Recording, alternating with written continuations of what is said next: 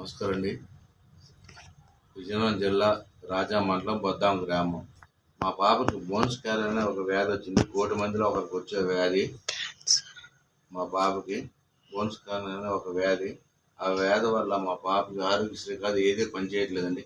రోజుకి 1,50,000 ట్రీట్మెంట్కి అవుతుందండి. ఒక ఇంజక్షన్ వచ్చేసరికి 50,000-40,000 అండి. ట్రీట్మెంట్కి ఒక చేయవలసిందిగా ఒక ఇంజక్షన్ 60,000 సార్ రోజుకి. చిన్నలు పెద్దలు అలాగే మా పాపను కాపాడుతారని సేవలు అందిస్తారని ఆరోగ్యశ్రీ లేదండి. మినిమం 20 లక్షలు ఉండాలి. రేపు తెల్లవారు అనగా 1,50,000 మళ్ళీ ఎక్స్రే స్కానర్లు కావాలి. ఈ వీడియో చూసి అందరూ స్పందించి మా పథకాలు చేస్తారని మరీ కోరుకుంటున్నాం. ఆరోగ్యశ్రీ వద్దించట్లేదండి, ఏది వద్దంటలేదు. నేను పేదవాడిని, నా కాడ ఏమీ లేదు. ఉన్నకాడ పెట్టేశాను.